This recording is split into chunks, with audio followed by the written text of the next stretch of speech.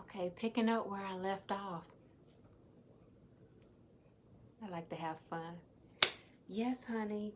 So I'm so grateful for my husband, but if I have to go by myself, I will go. Sometimes you will have to go it alone, okay?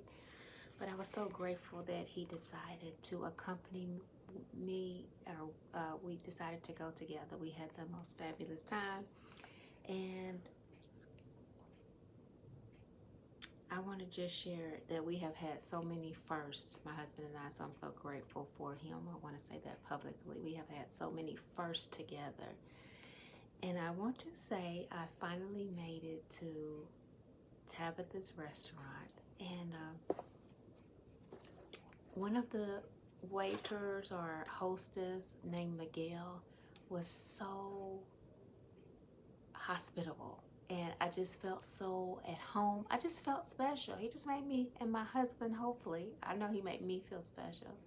And so I want to say publicly to him, thank you. I told him publicly, or secretively, I told him personally that how he made me feel so warm and so welcome. And that's a blessing to have people like that in your establishment, especially if it's in the public service, so that people feel like, oh, I love that place. I want to go back. I just felt so at home there. And then, of course, Tabitha. Tabitha is just what she appears to be. She is just who she appears to be in her videos. That's her. What you see is what you get with Tabitha. So I'm so grateful, because sometimes it's not always that way. And I feel like when I finally did meet her, I went to the restaurant a few times. When I finally met her, it wasn't on the first visit. I left her a little note, and I felt like she came just for me. I could be wrong, but honey, let me have my moment. Let me have my moment. She came out just for me. If you let me tell it and let me believe it, okay? And so I'm so grateful for that. Grateful for her. I want to say thank you. And I want to say that she listened to me. I could tell when she was, you know, I could tell that she tuned into me, to what I was saying. I didn't take a lot of her time. If she watches this video, she will see the story of the nickel. I didn't get to tell her that. And there's another story I'm going to tell that she didn't get to hear, because she had other people that were wanting to take pictures with her and things like that. And I wanted to be considerate. I think I took too much of her time, honey. I had myself laying on the couch where she takes her pictures. And I said, oh, let me get out of the way. Let me move on over. She said, oh, well, this is where we take the pictures. I said, okay, let me move my stuff on out of the way. But yes, she is just a patient. She's a patient person. Okay, um, and she did tell y'all to buy my book in my last video. I don't talk about my book a lot. My book was a labor of love. I self-published my book. I've talked about it, I feel like, enough, but I really didn't do great marketing with the book. And so I just was so happy and so pleased with the book. I want to show you this book. Here's my book called I Can for Children. And on the back, I have a couple of pictures. That's my oldest granddaughter, and that's my youngest granddaughter. And tells a little bit about me. But the book is really a great book. It's available on Amazon. You have to type in I Can Activity and Coloring Book by Monica Kahn Hill. It might come up if you type I Can by Monica Hill, but that's the sure way to find it. But I just want to say how great of a book this is. Not to toot my own horn, but I worked in education for years, and I work with special needs children, and these are some of the things that I just really think that when children are starting out, sometimes they miss, and sometimes in schools they don't get to go back and learn what they didn't learn. So there's an introduction to how to speak in 15 languages.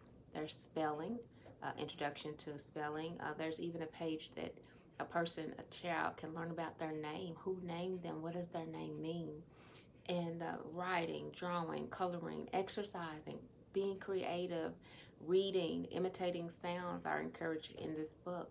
And at the end of the book, there's a personal narrative. So I tried to cover all the senses and to give a child an introduction. And at the very end, they can go back and look at the pages and their answers on those pages and write a personal narrative by filling in the blanks. And then they will have learned how to write a personal narrative and have a sample. So I'm so proud of that book, and I hope that you buy it, okay? But as we were in LA, I also want to go back to the trip, and this is my last video. I'm going to speed it up a little bit. I'm so grateful we got to visit the beach. Yesterday, I was on the beach, honey. I visited Beverly Hills, Rodeo Drive, and Santa Monica Boulevard, and Universal Studios, where the stars are a lot of times and where movies are made, and downtown LA, where the Superior Court building is, and you get to see just the people and how they live on a day-to-day basis. There were homeless people there. God bless all the homeless all over the nation. And we had an opportunity to go to I believe it was Griffith Conservatory. They have free admissions where you could see the stars. You had to walk up a hill. We didn't go there, but there was an opportunity for us to go there. And we actually went to a beach, but as we were leaving the beach, I noticed that there was the Santa Monica beach. They had the volleyball net. So next time I go there in that area and visit the beach, I would like to go to the beach where they have the volleyball net set up. So anyway, I want to thank God again for making my dreams come true. And I just want to tell you these couple things I did by myself. I have my own star. I didn't walk on the stars on the Hollywood on the boulevard, but I do have about my #1 wife star. Just because it was my idea to go, and my husband and I had such a great time that I think that he thought maybe I'm #1 for that trip. He said shh so many times on the trip, honey. I thought my name was shh. He was telling me be quiet. I said at the end of the flight, I told him I was gonna be quiet. He says too late now. But yeah. And so I did bring back some, I want to say happy MLK Day also. I don't want to make a video without saying MLK Day. Today is Martin Luther King Day.